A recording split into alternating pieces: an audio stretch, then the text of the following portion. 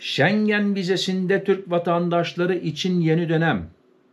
Türk vatandaşlarına vize kolaylığı başlıyor ve uygulamalar başladı değerli izleyiciler.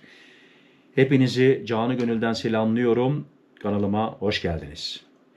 Avrupa Komisyonu'nun Schengen'e başvuran Türk vatandaşları için başlattığı kademeli vizeyi ülkeler uygulamaya başladı. Bulgaristan'dan sonra Yunanistan'da sistem devrede. Türkler ilk seferden sonra daha uzun süreli vize alabilecek. Avrupa ülkeleri Türk vatandaşlarının Schengen çilesini bitirecek kademeli sistemi başlatıyor. Bulgaristan'dan sonra Yunanistan da adım attı. Yunanistan'ın resmi vize başvuru merkezi Kosmos Vize Hizmetleri, Avrupa Birliği'nin 15 Temmuz 2025'te başlattığı kademeli vizeyi tüm Türk vatandaşları için uygulamaya başladığını duyurdu. Değerli izleyiciler, doğru duydunuz. Bakın, tüm Türk vatandaşları için şimdiye kadar vize alamadıysanız belki şimdi tekrar denerseniz alabileceğinizi düşünüyorum gibi olacak yani. Deneyin. Ve ilk seferde uzun vermezler ama bakın, haberimi sonuna kadar izleyin. Bütün bilgileri alın, siz de anlayacaksınız neden. Avrupa Komisyonu 15 Temmuz'da aldığı kararla Schengen vizesine başvuran Türk vatandaşları için kademeli vize olarak adlandırılan Cascade kuralını uygulayacağını açıklamıştı. Yani bunun ismi Cascade'miş. Cascade kuralı, Schengen bölgesine düzenli seyahat eden ve vize kurallarına uyum gösterenlerin daha uzun süreli ve çok girişli vize almalarını sağlayan bir sistem. Buna göre Schengen vizesine ilk başvuran kişilere genellikle kısa süreli ya da tek girişli vize veriliyor. Vizeyi yasalara uygun şekilde kullanan başvuru sahipleri sonraki başvurularında daha uzun ve çok girişli vizeler alabiliyor. Kademeli vize sistemine göre önceki 3 yıl içinde 2 kez Schengen vizesi alıp bunları usulüne uygun şekilde kullanmaları halinde Türk vatandaşlarına 1 yıl süreyle geçerli çok girişli Schengen vizesi verilebiliyor. 1 yıllık vizenin ardından önceki vizenin yasal olarak kullanılmış olması ve pasaportun kalan geçerlilik süresinin yeterli olması halinde 3 yıllık ve ardından 5 yıllık vize sağlanabiliyor. Değerli izleyiciler, diyelim ki 1 senelik vizeniz var. Bunu tekrar şansınız oluyor 3 veya 5 sene uzatmak için. O zaman dikkat edeceğiniz konu pasaportunuzun yani 3 yıl veya 5 yıl geçerli olacak. Ona dikkat edin. Yeni sistemi birçok büyük elçilik ve konsolosluk uygulamaya başladı. Bulgaristan Türk vatandaşlarına ilk başvuruda 3 ile 6 aylık vize verirken düzenli kullanım sonrası 1, 3 ve 5 yıllık uzun süreli vizelerin önünü açtı. Yunanistan'ın resmi vize başvuru merkezi Kosmos Vize Hizmetleri kademeli vize sistemini uygulayacağını duyurdu. Uygulama Türkiye'den başvuran ve ikamet eden Türk vatandaşlarını kapsıyor. Kamyon şoförleri ise bu kolaylıktan muaf tutuluyor. Karar: Belçika, Bulgaristan, Çekya, Almanya, Estonya, Yunanistan, İspanya, Fransa, Hırvatistan, İtalya, Güney Kıbrıs Rum Yönetimi, Letonya, Litvanya, Lüksemburg, Macaristan, Malta, Hollanda, Avusturya, Polonya, Portekiz, Romanya, Slovenya, Slovakya, Finlandiya ve İsveç'te geçerli. Schengen bölgesinde olmayan ülkelerden İrlanda resmi olarak bu karardan muaf. Danimarka'nın ise kararı uygulama zorunluluğu yok. Değerli izleyiciler, burada bir şey katmak istiyorum. Tanıdığım, kendisini çok sevdiğim bir kardeşim gelmişti 2 sene evvelsi. Almanya için Schengen vizesi almıştı. Aynı vize ile İsviçre'ye gelme hakkı da vardı. Yani bunu da yan bilgi olarak verebilirim. Aynı vizeyle hatta trenle İsviçre'ye giriş yaptı ve trende inanın bana herkesi arıyorlar.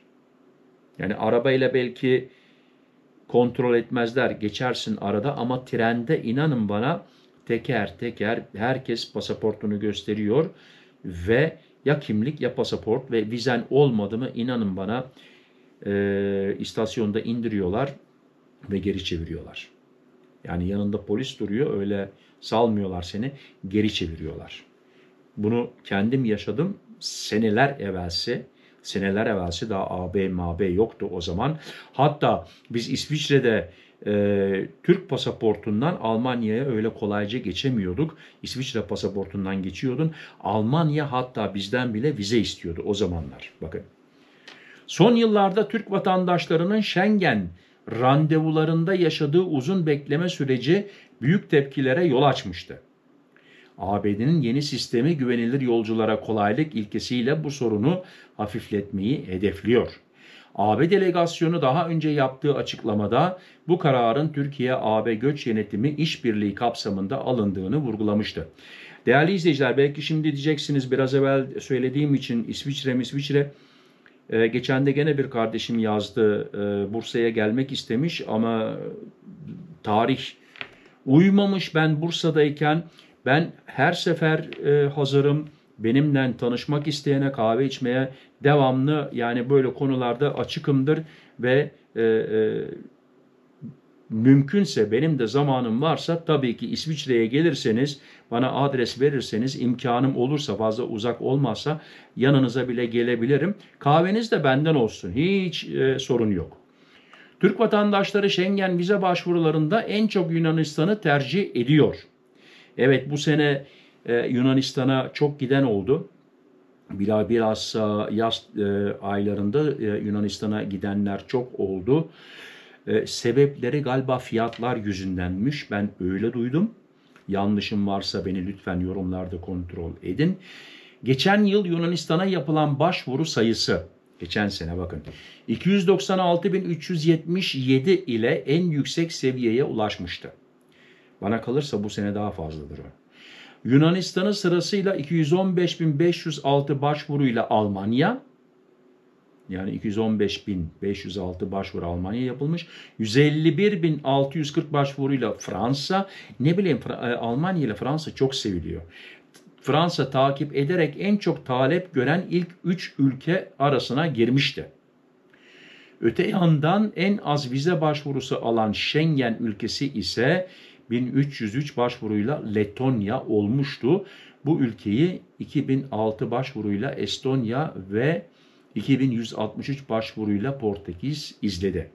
Letonya neden herhalde insanlarımız istemiyor? Orada pek Türk yaşamadığı için herhalde, onun için dikkati de fazla çekmiyor.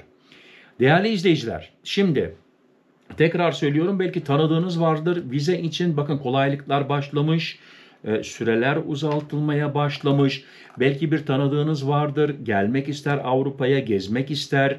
Eskiden vize alamamıştır ama şimdi vize almak hafiflediyse, yani genelde daha kolay veriliyorsa, ben derim ki denesinler. Geçen de gene birisi yazmıştı, İsviçre'ye gelmek istiyormuş, Schengen vizesini sormuştu. Deneyin değerli izleyiciler, deneyin. Şimdi senin arkadaşına vermez, bir sebebi vardır ama sana verir. Artık sebebini tabii ki ben bilmiyorum, bir şey diyemem. Bunu deneyen izleyicilerimiz daha iyi bilirler. Tabii ki yorumlarda da yazarsınız. Nasıl aldınız, nasıl alabildiniz, nelere dikkat edilmesi lazım. Bunları da tabii öğrenirsek deneyen insanlardan, müracaat edenlerden bizim için tabii ki tam 100 numara olur, yani 10 numara olur, 100 numara 10 numara olur. Sizlerden öğrenirsek, deneyenlerden öğrenirsek. Fazla uzatmak istemiyorum. Bütün izleyicilerime vize almak, daha fazla uzatmak isteyenler bol şans buradan ve İsviçre'den kucak dolusu selamlar. Ve en sonunda ne diyorum değerli izleyiciler? Sıhhat en mühimi. Sıhhatsız hiçbir yere gidemezsin ki. Onun için sıhhatli kalın, benimle kalın. Hoşça kalın. Murat.